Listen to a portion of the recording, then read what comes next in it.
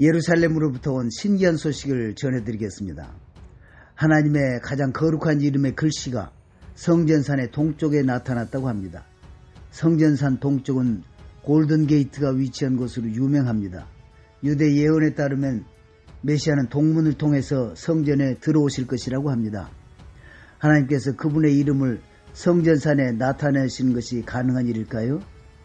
이는 앞으로 일어날 큰 일에 대한 전조일까요?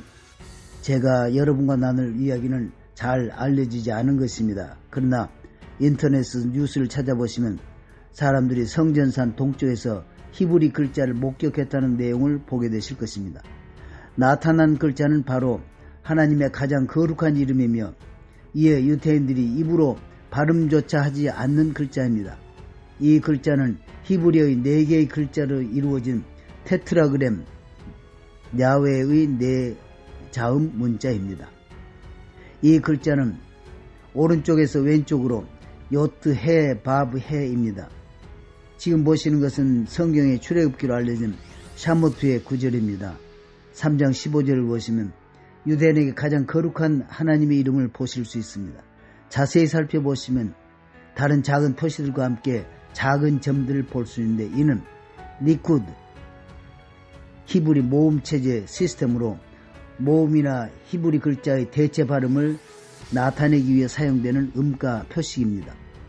이는 타이베리우스의 마사렛에 의해 AD 500년 내지 1000년 사이에 이스라엘에서 발명되었습니다.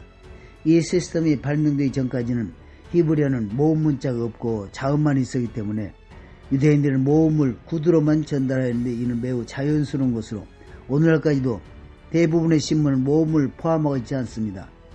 사람들은 단어가 어떻게 발음되는지를 기억했다가 글씨를 보면 바로 단어들을 구별해냅니다. 아마 이러한 지식이 왜 유대인들이 하나님의 가장 거룩한 이름을 발음하지 않는지를 이해하는 데 도움이 되실 것입니다. 그 이름을 잘못 발음하는 실수를 범하는 가능성을 배제하기 위해 아예 발음하지 않기로 한 것입니다. 그럼 유대인들은 성경을 읽다가 이 이름이 나오면 어떻게 할까요? 하나님의 다른 명칭으로 발음합니다. 유대인들은 테트라그램이 나오면 아도나이라고 발음합니다. 그 전이나 다음에 아도나이가 반복되는 경우에는 엘로힘이라는 단어를 사용합니다. 몇몇 영어 버전들은 이를 다른 하나님의 이름들과 구별하기 위해 존경의 의미로 대문자로 LORD 주님이라고 씁니다. 제가 이러한 배경을 설명하는 이유는 가장 거룩한 이름을 강조하기 위함입니다. 이 글자의 첫 3글자가 성전산의 동쪽 벽에 나타났습니다. 직접 한번 보시고 히브리 글자가 맞는지 확인해 보십시오. 글자는 성전산 벽의 상징인 토니 케퍼라는 식물에 의해 만들어졌습니다. 이 현상을 누가 처음 발견했는지는 정확하지는 않지만 한 종교인 유대인 여성이 처음으로 식물이 그 이름을 의미하는 글자 모양을 하고 있는 것을 보고 충격을 받았다고 합니다. 글씨는 거룩한 글을 쓸 때 사용되는 글자체 크테이 아수리 채로 쓰여져 있습니다. 시온산의 다윗왕 무덤의 랍비 조셉 베커시는 이러한 글자가 나타난 것에 대해 신명기 9절을 지적했습니다. 땅의 모든 백성이 여호와 이름이 너를 위하여 불리는 것을 보고 너를 두려워하리라. 신명기 28장 10절. 랍비 베커시는 이 구절은 마지막 날에 하나님의 이름을 이스라엘에서 볼 수 있는 것을 의미합니다 라고 말하면서 이사야서도 언급했습니다. 말일에 여호와의 전의 산이 모든 산 꼭대기에 굳게 설 것이요 모든 작은 산 위에 뛰어나리니 만방이 그리로 모여들 것이라. 이사야 2장 2절. 유대인이든 유대인이 아니든 하나님의 이름을 모든 이들이 볼 수 있을 것이고 부정할 수 없게 될 것입니다. 자연은 이제 하나님의 숨겨진 본질을 드러내고 있습니다. 이 일들은 앞으로 다가올 일들에 대한 표적과 이적의 맛보기일 뿐입니다. 이 현상은 하나님의 자비하심입니다. 우리가 하나님의 이름을 본다면 회개할 것이며 그분께 가까이 갈 것이기 때문입니다. 오늘 우리가 전례 없는 놀라운 일들과 비극을 겪고 있으면서 그분의 이름을 부르기를 거부하는 이들이 있다는 것은 믿기 어려운 일입니다. 라고 랍비 베커시는 말했습니다. 기억하십시오. 예루살렘은 이스라엘의 하나님의 특별한 장소입니다. 이스라엘 사람들이 약속의 땅에 오기 전부터도 하나님께서 예루살렘을 그분의 영원한 택한 곳으로 지정하셨음을 알 수 있습니다. 이스라엘 사람들이 이집트를 떠나 광야에 있을 때 오직 너희 하나님 여호와께서 자기의 이름을 두시려고 너희 모든 지파 중에서 택하신 곳인 그 계실 곳으로 찾아 나아가서 신명기 12장 5절라고 말씀하셨습니다. 이 장소는 무엇일까요? 출애굽기에서 내게 토단을 쌓고 그 위에 내 양과 소로 내 번제와 화목제를 드리라.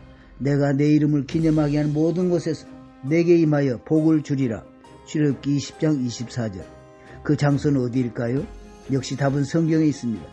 시편 132편에 여호와께서 시온을 택하시고 자기 거처를 삼고자 하여 이르기를 이는 내가 영원히 쉴 것이라 내가 여기 거주할 것은 이를 원하였음이로다 라고 하십니다.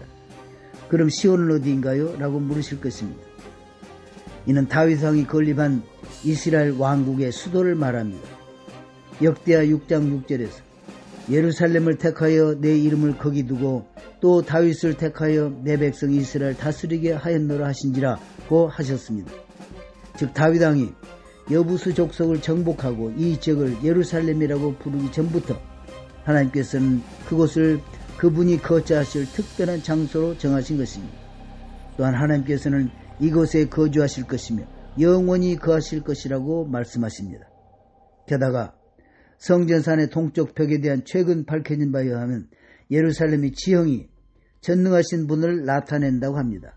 조감도로 보면 3개의 골짜기를 볼 수 있습니다.